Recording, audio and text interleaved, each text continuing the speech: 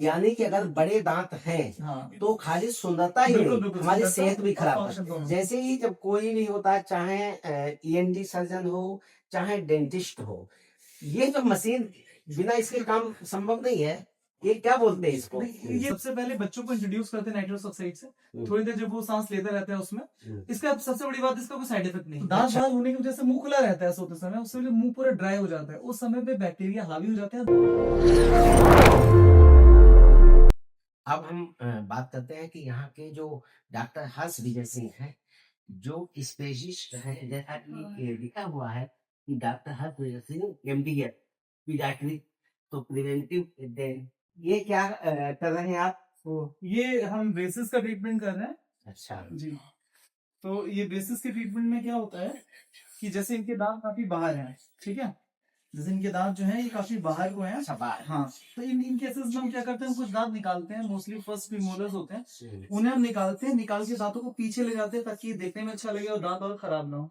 जो दांत बाहर निकले होते हैं तो वो नॉर्मल शेप में आ जाते हैं? बिल्कुल नॉर्मल शेप आते हैं, बहुत सारे केसेस हैं, मैं आपको दिखाऊंगा। हाँ, तो आमतौर पे ये देखते हैं कि जो बड़े होते हैं तो वो चेहरे की सुंदरता बिगड़ जाती है। जी जी जी, करेक्ट करेक्ट। तो इनको सामान्य स्थिति में ला करके जी, बड़ा सुना जाता है कि दांत निकालने में बड़ा तकलीफ होती है। मैं आपको दांत इंजेक्शन एक्चुअली इनके लगा हुआ है, मैं आपको दिखाता हूँ कि दांत निकालना कितना आसान चीज होती है। ठीक है, आगे रहिए बेटा। तो आप देख रहे हैं कि जिनको दांतों को बहुत तो पीड़ादायक मानते हैं, तो ये इस तरीके से कैसे दांतों को निकाला जाता है। इसमें पहले लग्जेट करा जाता है, जो हम कर चुके हैं। अब जस्ट ये दांत इनका आपने तो ऐसे निकाल दिया, ये लगता है कि बिल्कुल दर्द हो गया आपको।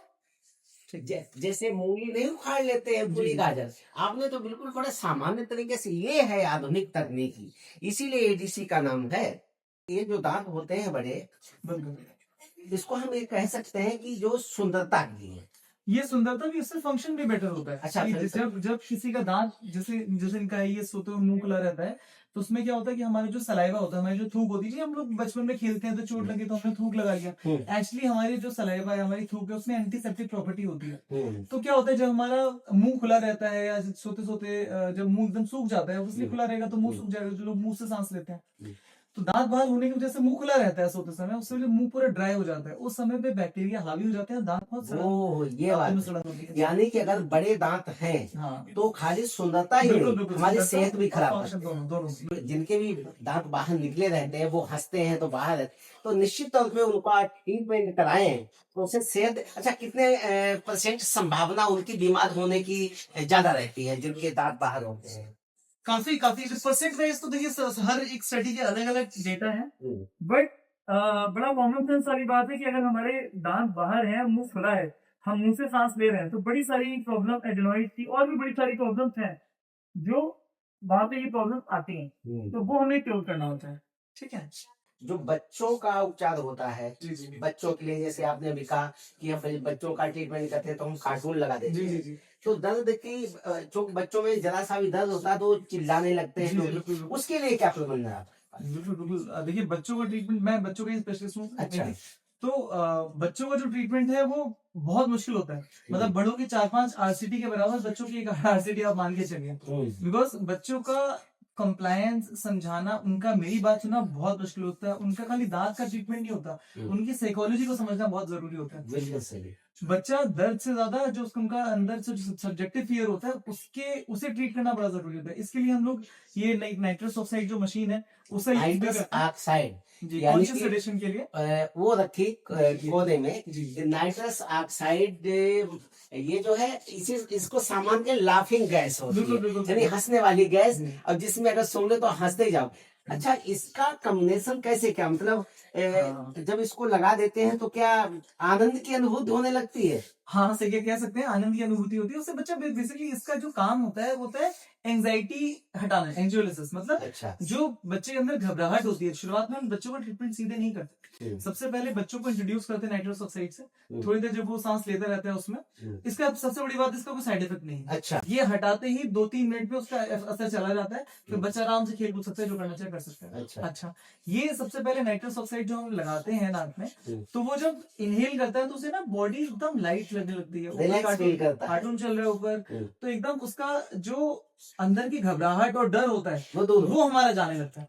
उसके बाद हम जो इंजेक्शन लगाना है, एनेस्थीसिया देना है, तो वो आराम से कोऑपरेट कर पाता है और उसका इलाज ऑब्वियसली जैसे मैंने पहले बताया कि जब वो इलाज करा पाता है तो मैं बहुत अच्छा उसे इलाज दे पाता हूँ।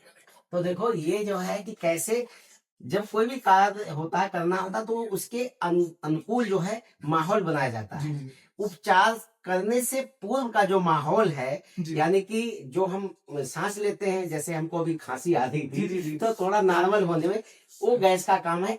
अच्छा, इसमें कितना नाइट्रोजन होता है, नाइट्रस ऑक्साइड, और कितना ऑक्सीजन, दोनों को अच्छा चौकी क्वेश्चन है आपका।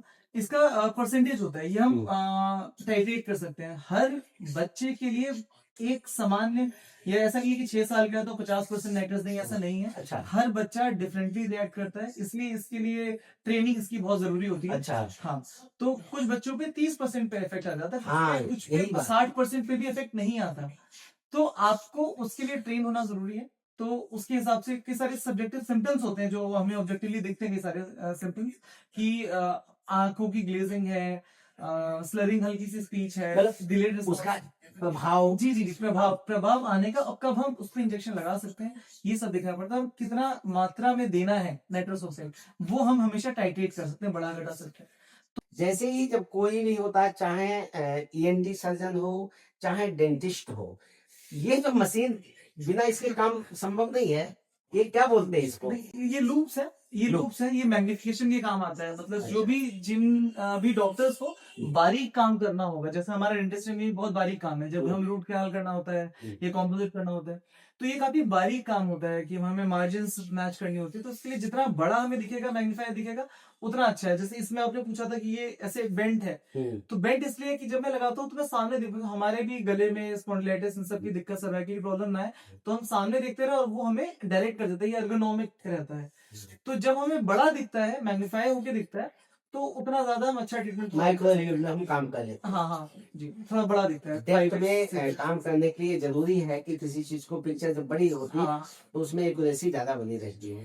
जैसे आपने ऑप्था में देखा होगा, एनटी में देखा होगा, वही लगाते हैं क्योंकि वहां पे जितना ज्यादा सूक्ष्म अच्छा, थोड़ी चीज। इसी की लाइट जो है सीधे जहाँ पर हम हाँ हाँ फिट हाँ, करें ये तो लाइट भी ऑन ही लगती है। है। हाँ जी जी, ये लाइट ऑन ही है अभी। हाँ बट हाँ, ये एग्जैक्टली बिकॉज मेरे यहाँ पे ही रहेगा, तो जहाँ पे देख रहा हूँ वही उस एंगुलेशन से जाएगा। फोकस रहता जी है। जी जी शुद्धता के लिए अगर हम बात करें, जैसे किसी भी चीज के लिए आहार आहार चिकित्सा लिए जी दांतों में अगर किसी भी प्रकार के, तो हमारा भोजन कैसा होना चाहिए, किन चीजों की भोजन की मात्रा बढ़ा दे जिससे हमारे दांतों को बेहतर हो सके।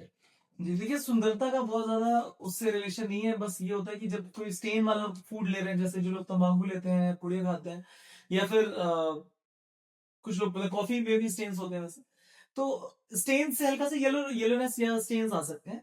अदरवाइज जो हम डाइट लेते हैं उसका दांत की सुंदरता से बहुत ज्यादा रिलेशन नहीं होता।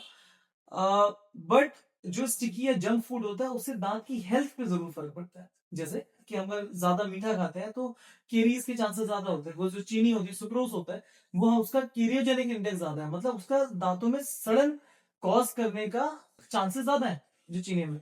जो जंक फूड, स्टिकी फूड होता है, हम लोग पिज्जा, बर्गर, ये सब जो खाते हैं, इन सब का भी ज्यादा दांत को सड़न पहुंचाने का चांस रहता है। तो इन चीजों का हमें ध्यान रखना है। अदरवाइज बॉडी हेल्थ के लिए हमें बैलेंस डाइट लेनी चाहिए। जो कार्ब्स, फैट और प्रोटीन का जो मात्रा है वो प्रचुर मात्रा में हमें लेना चाहिए। स्पेशली इंडियन जैसी पॉपुलेशन में प्रोटीन कंटेंट हमारा बहुत कम होता है, तो प्रोटीन डाइट हमें ज्यादा लेनी चाहिए। वो इन जनरल हेल्थ के लिए बहुत जरूरी है। और जो ये कोल्ड ड्रिंक्स और ये सब एरेटेड ड्रिंक्स हैं, ये हमें अवॉइड करनी चाहिए। ये एक तरह का इरोजन दांत में कॉज करते हैं, तो दांत की परत हटाती है, ये हार्मफुल है दांतों के। चलिए, डॉक्टर साहब से बात की काफी विस्तार से, और बहुत सी चीजें अगले हम एपिसोड में भी जानेंगे।